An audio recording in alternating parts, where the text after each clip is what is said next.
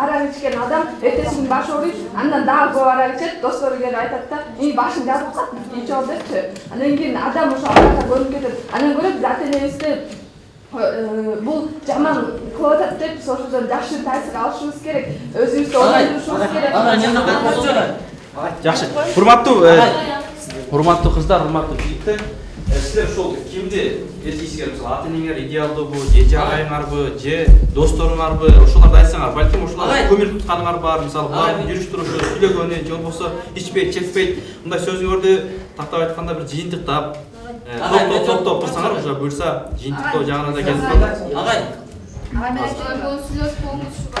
Мен айтат элем темадан өтүп алыстабагылачы, биякта ата-эне деген күнөө эмес да, турабыз силердин жаман болушуңар, өзүңөрдүн эле өзүңөр жаман болот да, сара аракты ичкенде эле өзүңөрсүңөр. Ата-энегер сен маңдайыңарга отуруп арак ичип атат. Тем более биякта дегенчи арак ичүү, арак өз эмнеден келип чыккан экенин эле билбейсиздер да, турабы? Ата-эненин күнөөсүн кереги жок экен. Ата-эне колунан келгенин кылат. Мини юбка кийип алса, сен апаң мини юбка кийип алса. Кандай тасалап? Мен апам эч качан мини юбка кийбейт. Эми сеники эмес, башканыкы кийип ал, апасы. Башканын апасы кийип. Нормальный жүрү, модный. Жок, апасы. Кийиши мүмкүнбү тасалап? Ал апасы өзү деле ойлонбой, мен эмне үчүн мини юбка кийишим керек? Ал ойлонуп кийди. Ал ойлонду, мынтипчи мен азыр эң модный апа болоюн деп ойлонуп кийди. Анан көчөдө кетип барат, койгоңдо жакшынакай. Жакшынакай эле кетип баратат. 70ке кийип таасир жок. 70ке келгендер тем более эме мини юбка кийишпейт. Сенин апаң 70 эмес да, 40тарда эле да. Мен апам негизи мини юбка кийбейт. Мен апам деген өзү жашта, Сен эмес, башка бирөөлөрдүн апалары кийип жүрү, модный кийимдерди кийип жүрү. Джинсы кийип жүрү. Джинсы да кийбейт мен. Ошол деген мисалы азыр биздин эме өстүрүп турган 30 эме 40ка келип калган аял антип мини юбка кийсин.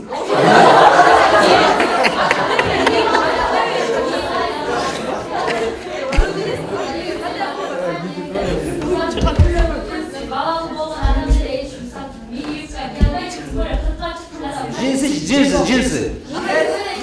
Чоң аялдар кийбейби джинсы? Жок, чоң аялдар джинсы кийип жүрбөйбү, чоң аялдар деле джинсы кийип. Сиздин жубайыңыз мини юбка кийип алып. Менин аялым мусулманка, ал эч качан кийбейт.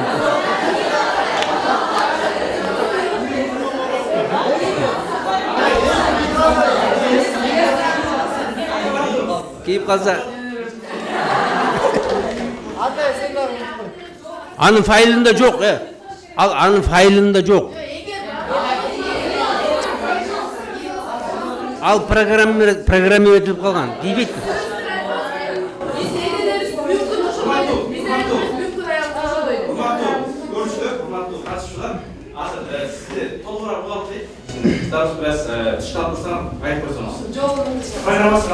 Менин аялдарым программасынын баары нормальный.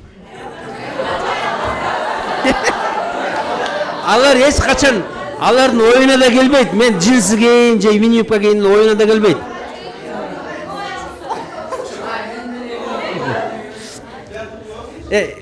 Мен силерге айтып атканым мындай да турмушта болуп атат.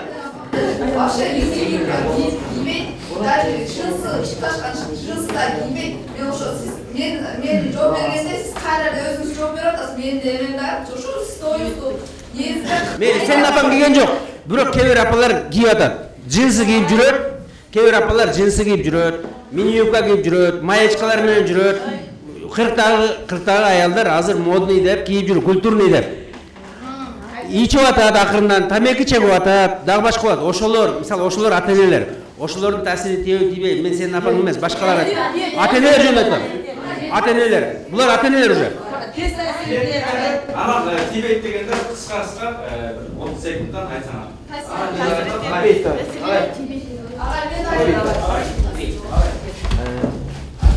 Бул жакта бар болуп жатат. Ошондуктан мисалы апасы арак ичип алса, же атасы арак ичип алса, бала деген өзү да ойлонуш керек бул жерде. мында ар кандайлар болуп атат. Жаңы балдар айтып атат, кээ бири тиет же тийбейт ошо бирөө өшүп атса же бийлеп койсо. Мисалы үчүн мен өзүм үйлөнсөм бирөөгө. Мен ата-энемден көргөм, ата-энем мындай курбулар менен бийлеп аткан деп, мен бөлөк кыздын көңүлүн ачам деп бийлесем, а менин аялым кандай абалда калышы мүмкүн. Ошону да бала өзү да кичинче кошумча болуп, ошо ата-энесинин терс жагын, оң жагын өзүнө баамдап алыш керек. Мен оюмча бул бизде мектепте деген мисалы адил сабак деген бар.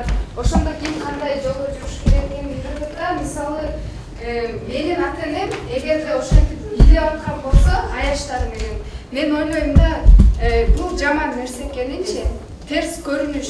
Анткени бул деген ыйманга жатпайт да, биздин менталитетибизге туура келбейт. Качан эле биздин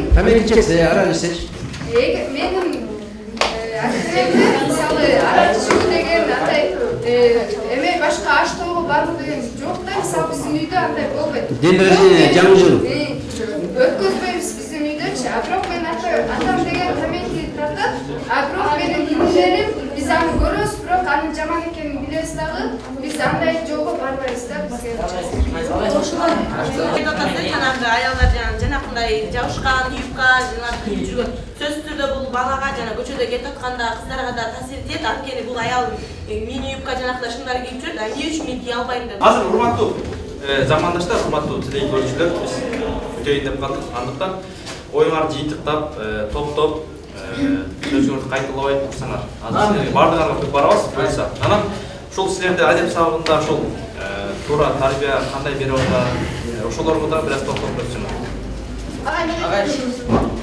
Биз ошо коомдо болуп жаткан нерселерди көрүп, өзүбүзгө сөзсүз түрдө көптөгөн таасирлер бизге калтырат.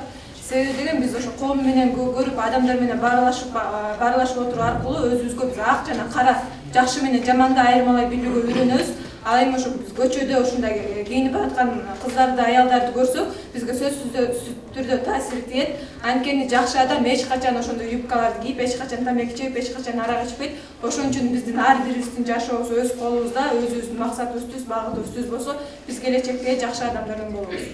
Жаштар Буда ата-энем балага канчалык ийсе да, канчалык уруп жасаса да, буда эненин балага болгон жүрөгүнүн түпкү тамырында балага жакшы тарбия берүү, бул келечекте менин да бакандай болсун деп ушундай тарбия берет. Ата-энеде башка күнөө жок. Балдар өзүнүн күнөөлүү, ага эме алып аткан. Айтат кыска юбка кийип жүргөндөргөчү кийбегиле дебечү, анан аркасынан эле балдар барып сынашат. Ой, могу кыска жөн эле ойногон эме кыска юбка. Азыр деле кийип жүрүшөт. Кийгендер кийип атат. Аркасын кийип аткан билген жок да. Мен дагы бир нерсе айтат элем, мен байкемден дагы таасир алам. Байкем мени ашан кыска юбка кий деп дегире айтпайт. Жеңилге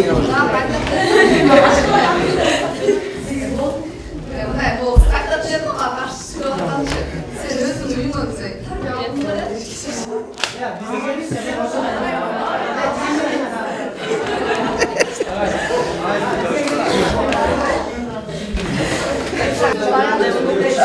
Sen деген sen адамдар бир салбадыңбы? Анткени деген ар бир адамдын өзүнүн ою башкача. Мен айтып атам, эч кол деген мен ар бирин айтып чыккан жок. Жок, сен баарын кошуп салып атпайсың. Сен баарын кошуп салып атасың. Жакшы, урматтуу телекөрүүчүлөр, урматтуу катышуулар, биз жыйынтыктайбыз. Биринчи тарбия эненин карнында жатканда башталат. Ошодо анан үй бүлө, анан чөйрө, анан мектеп, анан биз өзүбүз негизги тарбияны биз өзүбүз курчап, бизди курчап турган чөйрөдөн алабыз. Биз башка өлкөлөргө абдан меймандостуу, меримдүү эл болуп табылатсак, анан кийин болсо ал элди кыргыз деп айтсак, ал маданиятты арак ичкен эл, ал маданиятты сигарет чеккен эл деген атка кондошубуз керек деп ойлойм. ата-энем дилин ашып Ата-энени сыйлаш керек. Адам деген терс жана оң сапат кайсыл экенин билиш керек дагы, терс жагын албай дайыма оң жагын алып туруш керек. Коронада жакшылап ойлонуп туруп түшүнсө бар, эмне деп атат? Жөн беспредел боло бербейт да. Эме комшум бар, эме сонун өтө 40 жаштагы орустарга кийип эле жүрбөй. Эме тартнакай болуп, ошону силер көргөндөн кийин обязательно кийесиңер. Тек кыргыздын кыздары кийбей келген дейт, кийбесеңер эми кийесиңер. Тиги комшума жашынакай болуп мини юбка кийгени, ата-энеге мындай маданияттуу арак ичкени, башы оорубай, жөтөлбөй, ошентип ичкендер силерге албетте таасир этет да, ошону айтам. Эле Кыргызстанда ушул көйгөй бар, ушул ата-эненин балага берген проблемасы ушул, ой, баланын тарбиясы өтө туура эмесирээк болуп келатат да. Ошон үчүн ата-энелер өзүн биринчи өздөрүн тыйса, андан кийин балдарына туура тарбия берсе деген ойдомун. Демек, алма сабагынан алышып эле. Айтан көргүн. Ата-эне балага эч качан жаман тарбия бербейт. Ошондуктан ата-энелерибизди күнөөлөй же болбосо ичимдикти күнөөлөй, ата-энебиздин ак сүтүн актайынга аракет кылалы. Эне беш эне тамгын астына дегенде эч качан биз энени же атаны сыйламайынча эч качан бешке бара албайбыз. Ошондуктан ата-энелерибизди күнөөлөй, ата-энелерибизди сыйлайлы.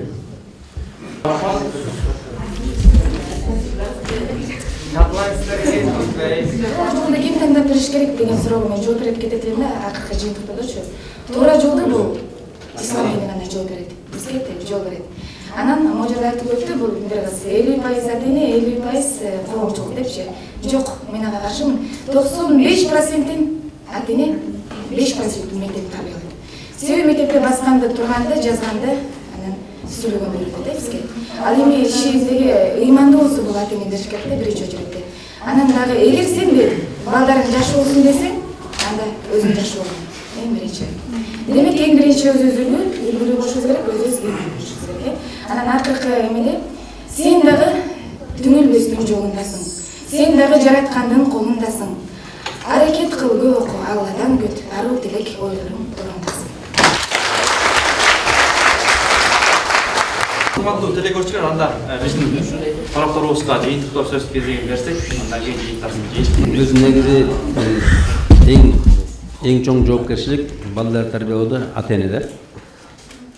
Тарбиянын эң чоңу үлгү. Биз ошо жанагындай жаман иш кылсак, балдарыбыз жанагы соргуч сыяктуу соруп алышы мүмкүн. Мына жерде мисалы кээ бир балдар биз көрүп туруп анан кийин башкача жазайбыз деп аткан, ал туура эмес да. Атаны көрүп бала өзөт. Ошо энени көрүп кыз өзөт, эжени көрүп кыз өзөт. Уулдардын жасаганы бизге үлгү. 100 уккандан көрөчө бир көргөнүң чоң үлгү. Ошон үчүн уулдар туура үлгү көргүш керек. Жанагындай жаман нерсени бекинип да жазбаш керек. Көрүнбөй да жазбаш керек. Туура эмес иштер. Мына биздин салтыбызга жакпай турган, биздин адамгерчиликке жатпай турган нерселер болот да, коомубузда. Анан ошол нерсе ата-энелерде болбош керек. Эгерде ата-эне менин балам жакшы болсун десе, анда өзү жакшы болуш керек. Өзү үлгүлүү болуш керек. Жанагындай ар кандай түрлүү өнөрлөрдү үйрөнүп алып, түрлүү кийимдерди кийип алып, жаман нерселерди биз жазбаш керек ата-энелер. Анткени ушу биздин колубуздагы балдарыбыз бизди көрүп өсөт. Биз каалайбызбы, каалабайбызбы, алар ала бериши мүмкүн. Ар кимдин эле акылы жете бербейт. Мен атамдын тамеки чеккенин көрүп туруп, бул туура эмес экенин ойлодум. Ичкенин көрүп туруп, туура эмес жазып атат деп ойлодум. Жанагындай бир кошуна менен билип атканын көрүп туруп, туура эмес экен деп ойлодум деген ал ар бир баланын акылына келе бербейт, кыздын акылына келе бербейт. Тескерисинче ойлошу мүмкүн. Ата-энем кылса, анда туура кылып атат. Ата-энем акылдуу да, ата-энем улуу да, ата-энем тажрыйбалуу да, демек анын кылганы туура экен деп, анан ошо сиңип кала бериши мүмкүн да. Анан ошон үчүн биз эч качан жанагындай ата-энелер өзгөчө туура эмес иш көрбөш керек. Мугалимдер да, мисалы мугалим келип, өзү тамеки чегип алып, балдар тамеки чекпеге, ичип алып туруп, балдар ичпеге дегени туура эмес. Урматтуу телекөрүүчүлөр, сиздер биздин жаштарыбыздын биздин уктуңуздар. Жаштарыбыз өтө олуттуу омок ойдорун ортого салышты. Балким чечимди электен өткүзүп өзүңүздөр чыгарып аласыздар. Бүгүнкү жаштарыбыз аябай жакшы ойдорун айтышты. Бүгүнкү сиздерге ушул жакшы ойлорун айткан Бишкек шаарыбызда жайгашкан Ак Косого конушунун 81-чи орто мектебинин жаштары сиздерге сүйлөп беришти. Балким ушул жаштарыбыздын дагы үнүн угуп коелу. Анткени акыл жаштан, асыл таштан, акыл баштан деп бекеринен айтпаса керек.